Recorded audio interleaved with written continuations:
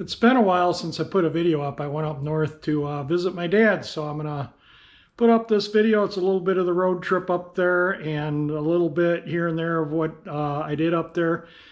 My dad watches my videos. He's reads all the comments. He's seen that y'all praying for him, and he responds to that in this video. And a few times I just give him the camera and he just makes some random video for me. So it's, a little long of a video, but, hopefully if you enjoy it, hang in there. If not, yeah, I understand. But here's the video on my trip up north. Enjoy. Oh, and one last note. There is a few one main car related thing in here anyway. And it's supposed to be in the mid 70s today and up near 80 tomorrow. So who knows, maybe this will get a ride tomorrow, and then I'm going to start ripping into the dashboard right after that. Pretty much all from West Branch north. Yeah, it's been snow. We're about probably 20 miles south of Gaylord right now on I-75 going north. Yeah, it's been crazy going up to see Dad and running all the snow. I'm about 225 miles north of my house right now. A little view of the GPS. It kind of might give you a crossroad or something. So yeah, it's actually pretty nice out. It's cold, obviously with the snow, but I mean, it's not snowing. It's a nice day for a drive. The roads are clear and dry. There's the bridge up there. I don't know if it shows up in the video or not, but yeah, we're getting close to where it's in view. All the signs for everything, and probably in Mackinac City. All these road signs. The fudge capital. There we go. It's windy out. This will be the first time I've crossed the bridge in these high winds in a long time. I mean windy. Like 30, 40 mile an hour gusts right now. It's blowing the truck all over the road. There's the where it says for Mackinac City, which we're not pulling off there. We might go into St. Ignace and top off with fuel. It wasn't full when I left the house. It was down about a quarter tank or so. I haven't put gas in this thing, I don't think, since my last trip up here. Since I sold the house in Romeo, I just don't drive the truck anymore. Just kind of sits parked. Anyway, here we are coming up on Big Mac.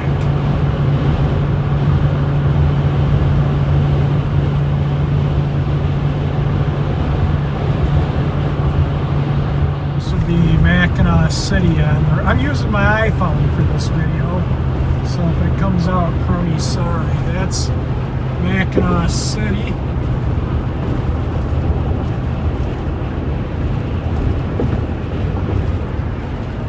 Downtown.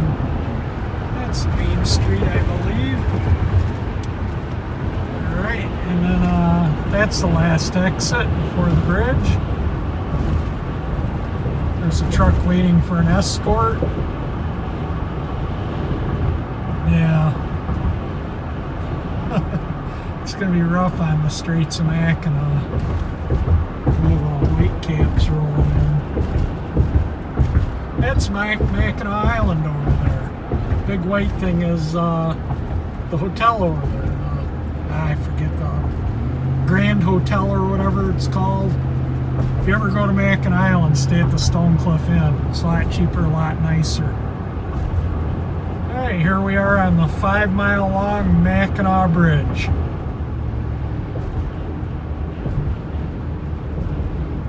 Yeah, you can really feel the wind on the bridge.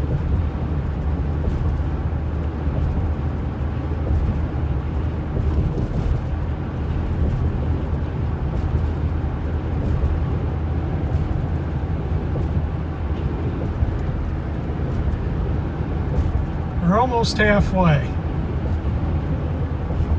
There's a weather station exactly halfway. There's one on each side, the right and left, the exact same other stations. And you can see them right there. That's halfway across the bridge. Now it's going to be downhill the rest of the way. It's St. Ignace that we're coming up into next. They have a big antique auto show up here. It used to be the biggest one-day car event in the world until the Woodward Dream Cruise came about. I went to it just about every year through the 80s and into the beginning of the 90s. Then it just became too crazy, too many people just getting out of hand, and I just don't want to be around that, so I stopped going. And a lot of other people did too, and now I guess it's pretty good again, but it got super out of hand, people camping up and down US 2 and partying, and people would get beat and stabbed and shot, and cars would go out of control into crowds, and there'd be tens of thousands of people up here. It was just nuts. Google it, it'll tell you about it in the past events from the 80s and 90s. It was a fun show in the beginnings, but like I say, it just got way out of hand. Alright, we're coming up, going to be at toll booths pretty soon, and it's $4 for a vehicle like this to cross, so I got to get some cash out.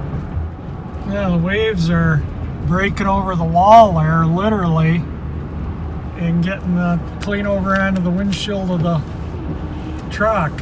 Yeah, it's really rough and windy. That side, you can see how rough it is, and this side, how calm it is because it's sheltered, and there is some more spray from blowing up from the lake. Yeah, it's windy. Here we are coming up on the toll booths. That truck's gonna have to play wallet whip out.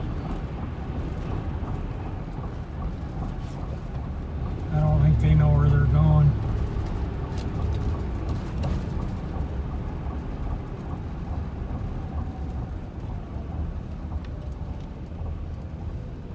Getting off I-75 on US 2 west towards Escanaba just for a half mile or so here to get gas, and then we'll pop back on I-75 and head on to 128 and then on to Paradise. It's just below, well, it's above a quarter. It wasn't full when I left my house. We just went over I-75 and going to that Shell station where it's $2.25 a gallon. Significantly more the gas is up here. Turn right on 1st Street. So I'm going to go top off, and then we'll get back on the freeway, and a few miles we'll be at 128. It took 14 gallons of gas, and it had 302 miles, so that's 21.5 miles a gallon.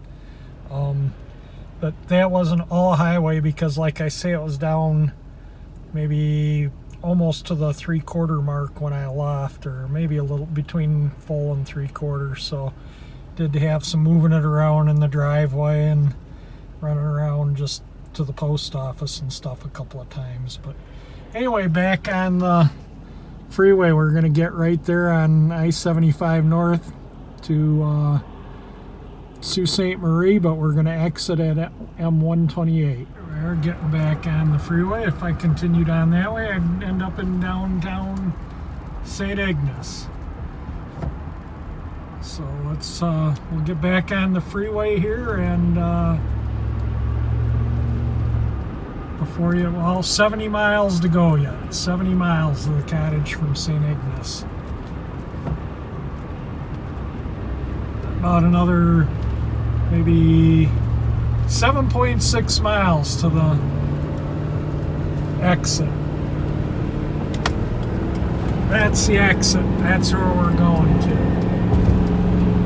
So it's 7.5 miles up 75. 75 north. And then we'll be there.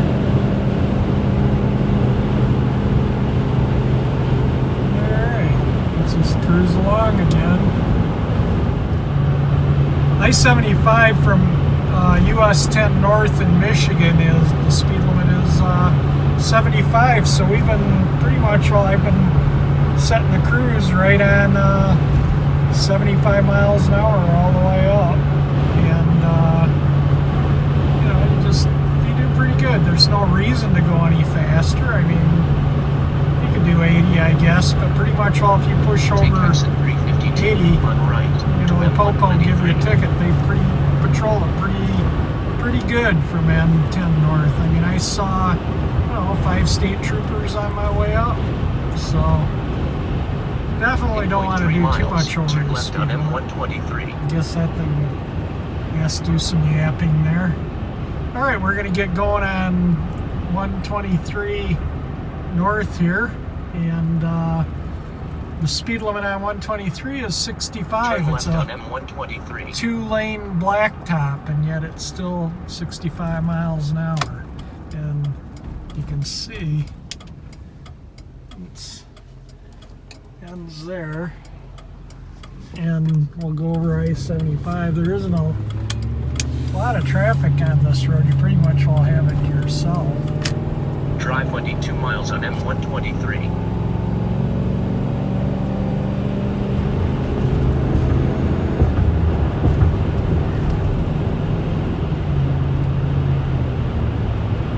There's a speed limit sign coming up right there. 65 miles an hour. Paradise, 55 miles. This is the big booming town of Trout Lake. You can see the road turns here.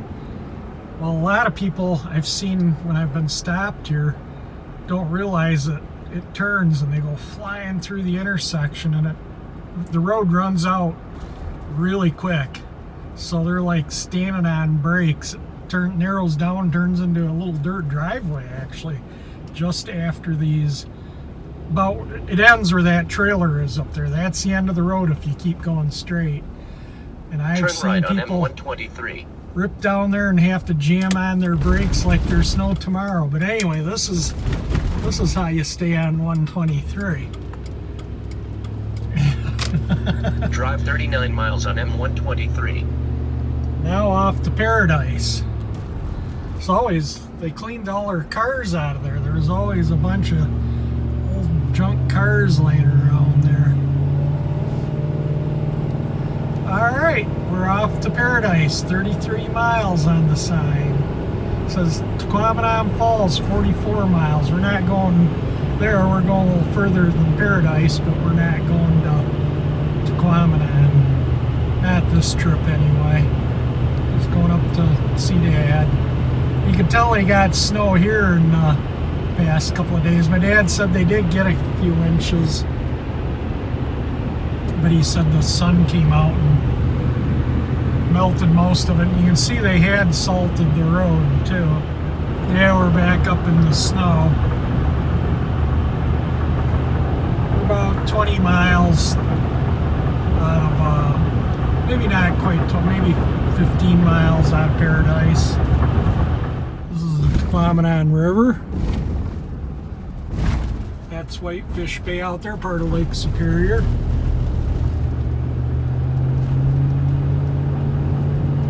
Yeah, we're in a 65 zone and I slowed down to 35, so I can't.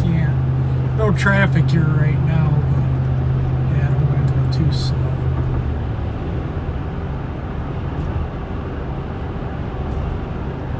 We have photos of 59 Chevy sitting right there.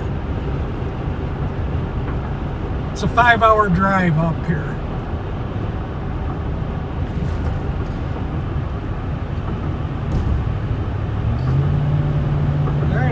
Paradise, not much further up the road, another 4 or 5 miles. Official Paradise sign.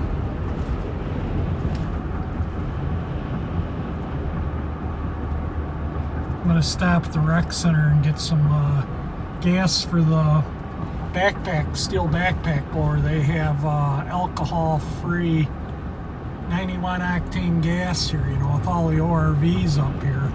It's kind of a must to have it, so that's where we're going to stop.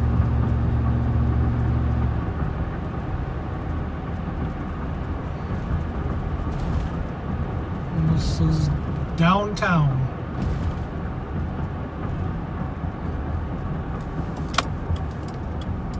There's where we're going to get some premium gas for the backpack blower.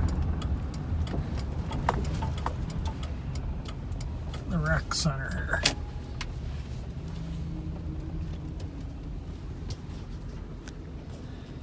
Yeah, and their 91 octane is 339 a gallon. I don't know if that shows up in the viewfinder there or not. I guess that isn't too bad considering how far up north. 248 for regular. They don't sell mid-grade because, you know, that mid-grade is made from the 87 or the 80, yeah, the 87 and the 91, and the 91 being alcohol free. That's why they do. Yeah, I missed it. The Model A being looked like an old original one somebody dragged out of a barn.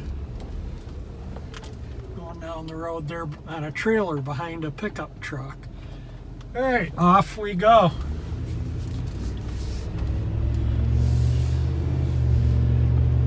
Yeah, that's the only gas for a long ways around here. This past summer it was nuts up here. Although this place is supposed to be opening up, and usually they're only open in the winter time, but somebody, rumor has it, they're going to sell gas year round. All right, off we go on to Dad's.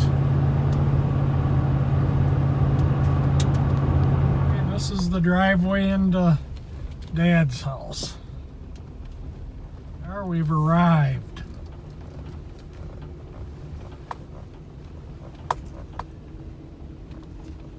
There's Lake Superior or Whitefish Bay out there. Good enough. You want to do some blowing? Would you like me to put the backpack blower on you? All right, I'll show you.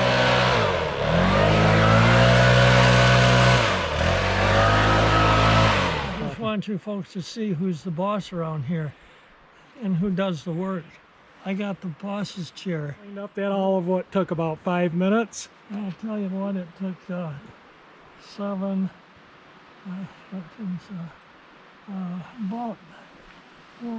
minutes. 12 minutes, all right. Well, now I'm gonna move the truck so we can do around the house here. And then we're gonna go to the dump. I'll do a little video of going to the dump. We gotta let this is a Duramax diesel. Oh, we got to fix that one tire monitor that's...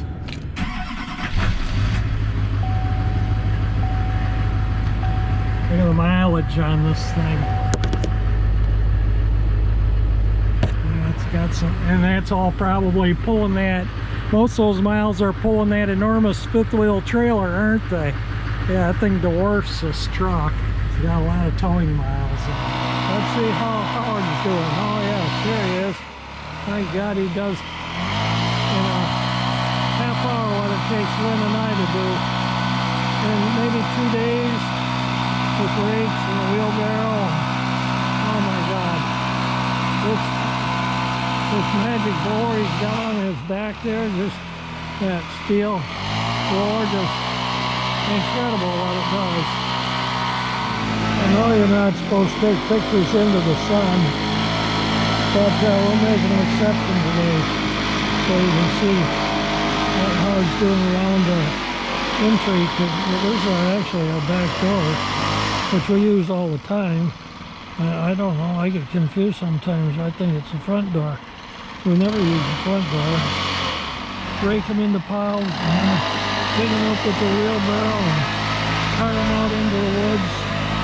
And it's a heck of a job.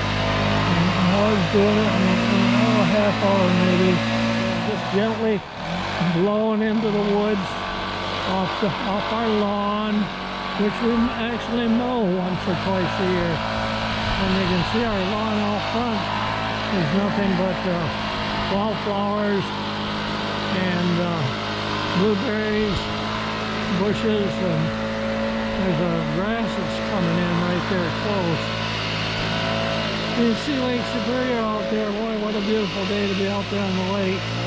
Commercial fishermen are out there lifting their nets. It's pretty empty to me. Well, that much. Anyway, it's a spectacular job, Howard. It's a job that would take Lynn and I 2 days with the rakes and the wheelbarrows and oh my God in heaven. It would take us so long to do it.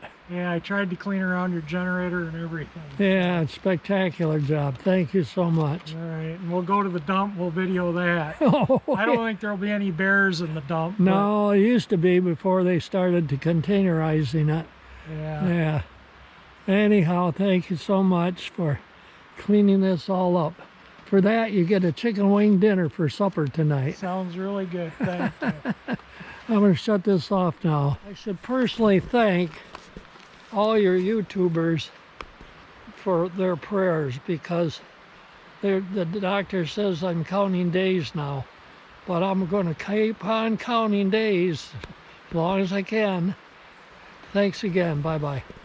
Came over to our bunkhouse, little place right there, and there's our lawn that he's doing right now. It's at 10 feet wide, 20 feet long. Yeah, that's it. And getting the leaves all cleaned up nicely around here also. And then I sailed across the Atlantic on, right there. There's a 75-foot gaff rig catch. And from the time we left the Canary Islands till we got to Antigua in the British West Indies, took us 31 days. It's 31 days at sea. And it was in really warm waters, probably 80, 85 degrees. We'd go swimming every day. We didn't know there were sharks in there and bad things like that that eat you. So we went swimming anyway. Sometimes the porpoise would come around and we'd swim with the porpoise. But if there was a shark around, we did, and occasionally we saw sharks. Admittedly, we saw sharks, and we didn't swim on those days. But on the days that the porpoise were around, we knew there were no sharks, because they chased the sharks away. And when we were out at sea, moving along under sail, we were going up and down, the bow was, and cutting the water, and these porpoise would come around, and for the fun of it, they'd bend their body right around the bow of that boat with half their body on each side of it, and ride that up and down, ride it up and down.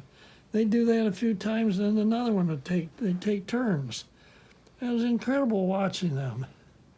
Another thing that was pretty interesting about sailing across the Atlantic, a couple of things. The flying fish.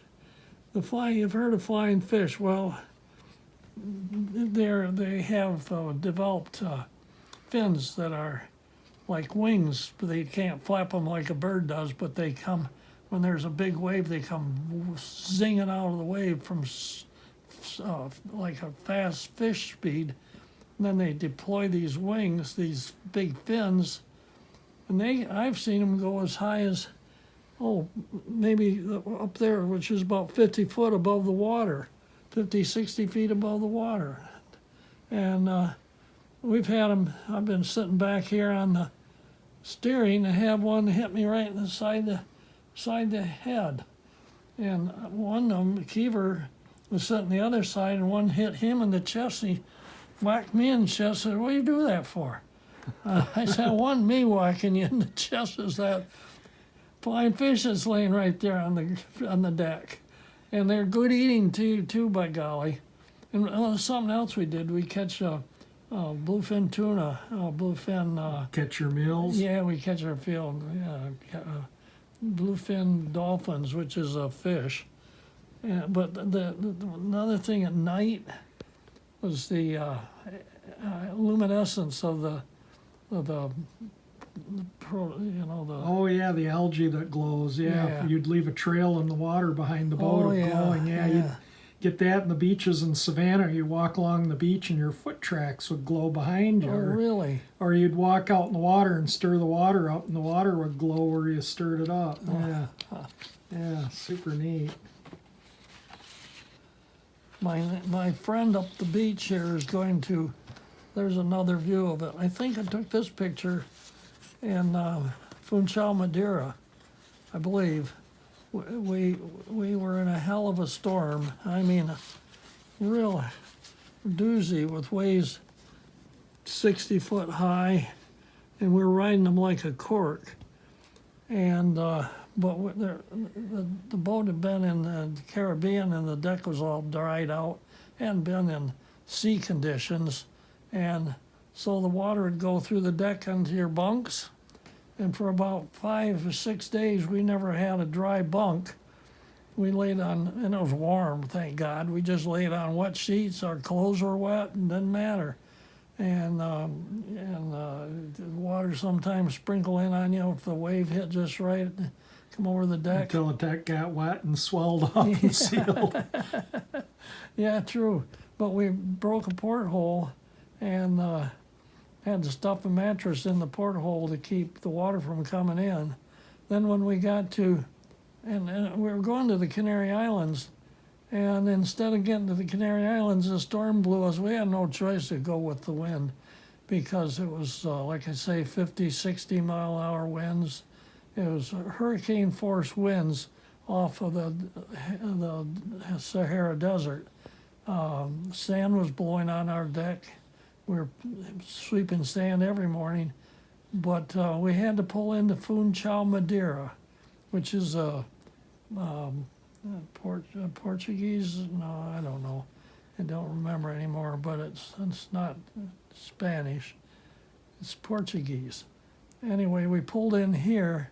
You can see all the blankets and bedding and clothing and all the stuff laying all over the rigging and the booms on the trying to dry things out. Oh my God, did we get wet? Oh my God, we got so wet it was unbelievable.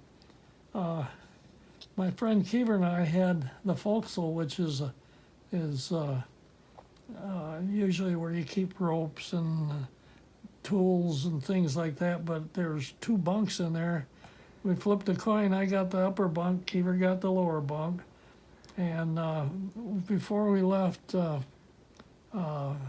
Canary Islands, after we got all dried out here, we went to the Las Palmas and the Canary Islands.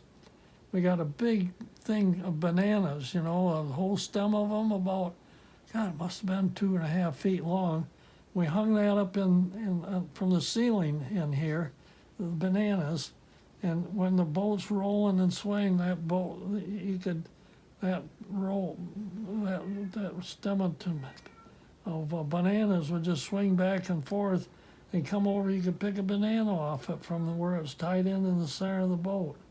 Anyway, we did eat all the bananas across. And then we had to carry, of course, all our own fresh water. Well, once we got out at sea, you didn't use fresh water to wash. That was to drink and cook with only. You going somewhere, Eddie? Okay, Eddie's tired of listening to me carrying on here. He had to get down. He says, enough of that. It's those stories. He says, I don't believe half of them anyway. But this in Funchal, Madeira, you can see this is their sort of a seawall. Oh, yeah. And you can see a person on it right Yep. there to give you an idea of the size of it. Yep. And this is at the outer end out here, there was a tower. The tower is 100 feet high from the water to the roof of that tower. And in this storm we were in, waves would hit and go over the top of that tower. Just to give you an idea of the force of the waves that could hit a seawall like this and go up and over the top of that 100-foot tower. It was, the tower was probably built 200 years ago, but to protect the harbor, and maybe any baddies come along, they put their cannon up there and fire a shot to let them know that they better be careful when they come in. What I started to say was, I started to model this the year I got married in 1958. I did the hull. I made the hull. That's as far as I got. And that hull's been sitting on the shelf in Romeo for all these 50, 60 years. I don't know how many years from 58 to now, but a long time. 60 years maybe. And so I had it brought up here, and a buddy of mine up the beach here just loves building boats in the wintertime. He gets these model boats with rigging that's so tiny you need to pick up with tweezers. It's so fine. But anyway, I asked him if he'd like to finish this boat and finish the rigging, put the rigging up on it. And he said he would. So Howard brought these pictures up for me to take up to my friend up the beach here a ways, and he's gonna complete it. So he better give it back to Governor Howard when he does complete it. He's a heck of a nice guy. We built airplanes together and flew them together, and he's built several airplanes for me, which was kind of nice of him. But anyway, he's pretty darn good at building. These little what do you call them there? That's in the rigging. These the ropes go through. Well, something like that. No, they're not turnbuckles, but they're anyway. When it comes to sailboat rigging, you're asking the wrong person. I wouldn't have a clue. In 1957, I think, when I stepped on this deck, I didn't know, never been on a sailboat in my life. Anyway, we were staying in a back up just a little bit, we were staying in a pension in Gibraltar, and the fellows that owned this boat were there in the pension also, a youth hostel sort of place. And we ate dinner together, and they were very nice, and we got to know one another. And they said, hey, we need an extra 2 people to sail 24 hours a day. We're just 2 people short. Would you like to join us? Man, I jumped at it. McKeever, he wasn't too sure about it, sailing across in a sailboat all the way across the Atlantic Ocean. You gotta be kidding. You gotta be crazy. But anyway, he came, we went along as crew. And what do you do? Go one way on the Queen Mary and the other way on a sailboat? Yeah. I started to say about stepping on board this. I've never been on board a sailboat in my life. You've heard the saying, you got to know your ropes. You better learn your ropes. You got to know your ropes. Well, that's what they're talking about is on the old sailing boats. You all wanted to know what rope did what, because there's a lot of ropes on those riggings, and you need to know what one does what. You got to know which one does what. Did he bark out orders like you do when you had your sailboat and you used to take us sailing? You'd bark, "Oh, let's do this." Well, when we were hoisting up the main mast, which was like a log, you know. I mean, it was all these were wood. And the top boom of the sail is it had booms up here on the top of the sail. You have to hoist those. I can see the boom. Yeah, right there. Yeah. And then the boom that the sail was wrapped on is just below it, right there. Anyway, it took 7 of us, I think, to raise that main sail. And in order to get it going right, the owner of the boat, who was, I guess, the captain, stood up here and would holler a little bit more on that line or a little bit more on the mainsail or some darn thing, and we'd get it going up evenly. So it's quite important to get it going up right. So you didn't get it anyway. We learned we're on the boat 5 days before we sailed out of Gibraltar, and then we went over to Tangiers, Morocco, and we messed around there for a week. So we kind of learned the ropes. From Tangiers, we took off, and that's where we headed for the Canary Islands, and then from Canary Islands, and we headed across the Atlantic. Anyway, we're with the boat a couple of months or so, maybe 2 months, I think. And what a wonderful experience to have, to enjoy. Anyway, that's all. I didn't have anything to say about these pictures. I'm taking my dad to Cedarville and Hessel and Cedarville. I have an old outboard in a museum there, and we're going to go take a look at it because we have time to kill. I took him to the Sioux for blood tests, and he's got to have platelets, so we got 5 hours to kill, so we're going to Cedarville. But on the way, we saw this. Looks like it has a 302 in it, maybe. And then all kinds of good stuff here. This is the kind of motor I have a The post-war ones were green and the pre-war ones were silver. They're 5-horse. This is actually TN26 with the neutral clutch. That would be neutral. The one that I restored does not have the neutral clutch. It would be more like this one. I think this is the 2.5-horse version of that one. But yeah, thought we'd just check out. This looks like an old Chevrolet maybe. From the 30s, obviously. 34, 35. Still got a battery in it. Transmission shows 93,000 miles on the odometer. That stuff's still in pretty good shape, the gauges and stuff. I don't know if we can pull a hood up here or not. Oh yeah, it still has the missing a carburetor, but it looks like the 206 inline 6. Oh, you can see where the block was broken. Yeah.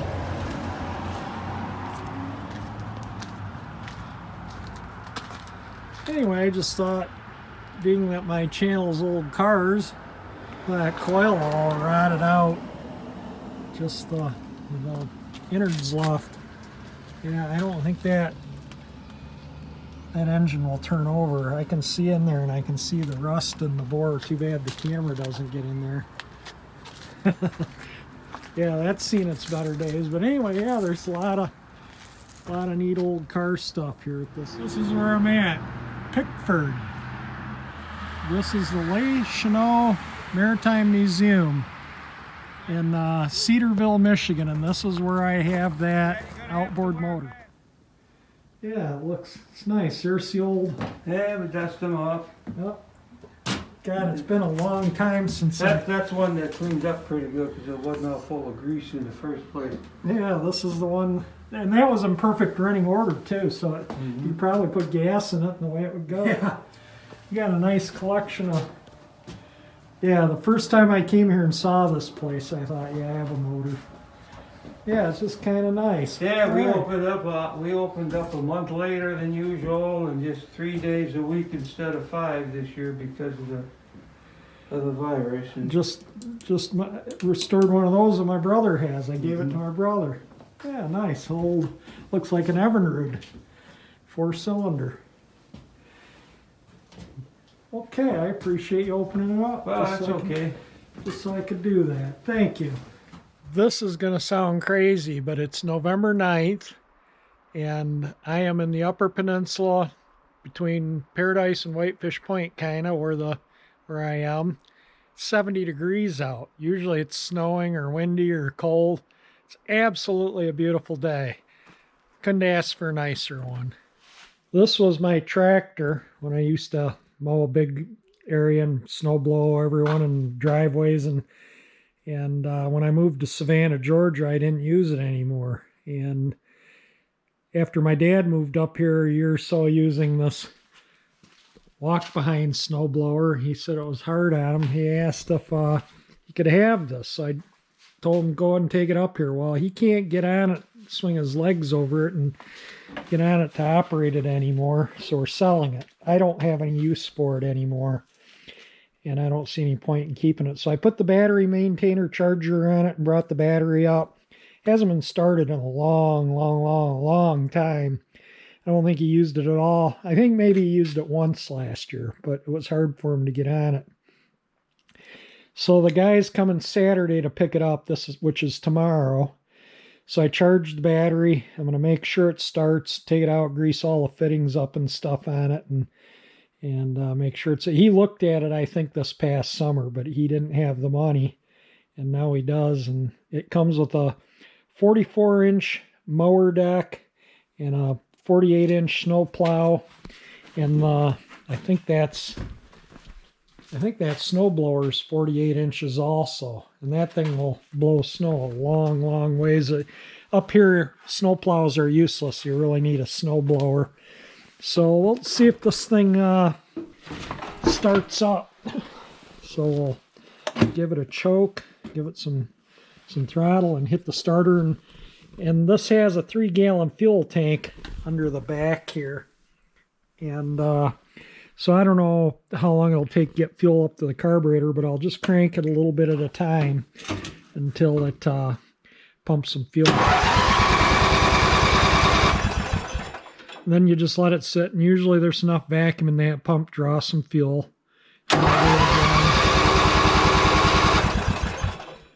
Let it sit some more. And hopefully it starts. Like I say, it hasn't really been used in a long, long time.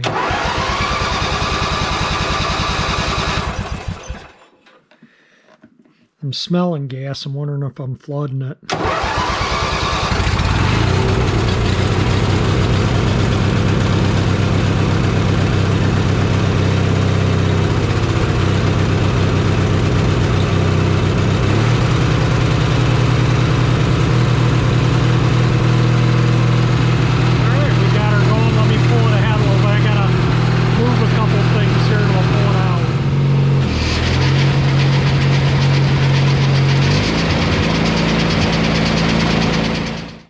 It's a 1983, so it's a pretty old machine. I have all the paperwork from this thing from brand new. I think it was sold new in January 84, but it is 83. I got paint for this. I'm going to give the guy that's buying it. I've repainted those steps once, but you know, your feet go on there, and it's just some surface rust. It's clean up easy if he wants to clean it up and repaint it. So the guy that's buying it's in Newberry. I put the belt sizes for the snowblower on there for my dad if he ever had to replace them. This tractor, the mower deck, it's a horizontal shaft engine, that you can see. So the mower deck has a belt box that engages and disengages the mower. So I made this box here to put this blower on. This blower was for a different Craftsman tractor. Made all the hardware to mount that tractor, or this snowblower, to this tractor. I bought that snowblower brand new in the box for $100 off a guy. He bought it new, never used it. I had a snowblower attachment for this, but the bearings in the auger were Purple Heart wood and they're wearing out. Well, I'm on my way home now from Dad's, and what a beautiful day. It's got to be 60 degrees out right now. It's November, I don't know, 9th maybe, 8th, 7th, somewhere in November. And it's unheard of. I mean, I got the window down now. This is unheard of in November. There's a freighter out there, as you can see.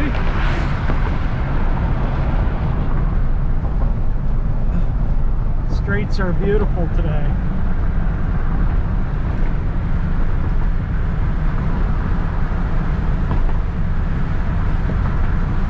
This is more like June than November, weather-wise. Mackinac Island, which I showed on the way up. I do these for my dad. My dad loves the straits, crossing the bridge and stuff, so this is for you, Dad, this return on the bridge. It's spectacular right now.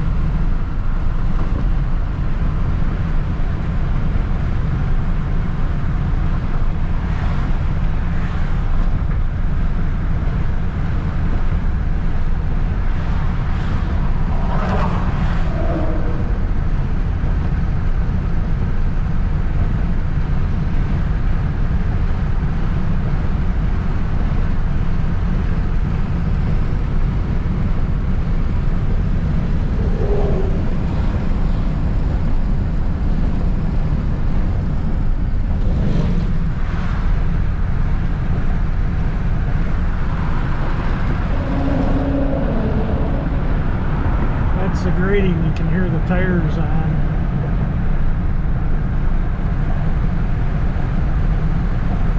Battery's almost dead in the camera, so hopefully I have enough to get across the bridge here. And we're at the center. It's Fort Michilimackinac on the right and Mackinac City on the left.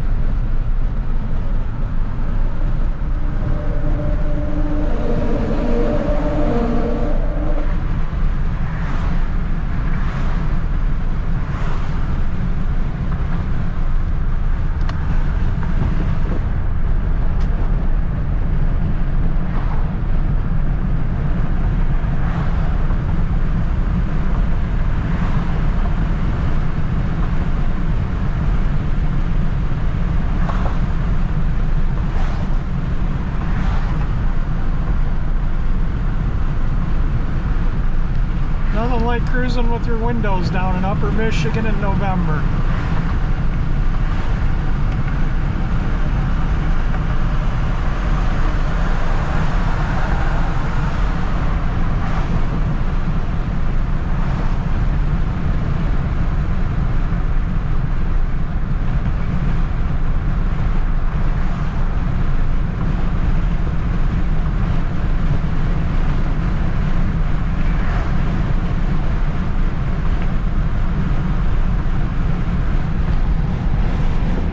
There you go, Dad. That crossing on the bridge was just for you. Put it on here because I know how much you enjoy it. And there's the fort.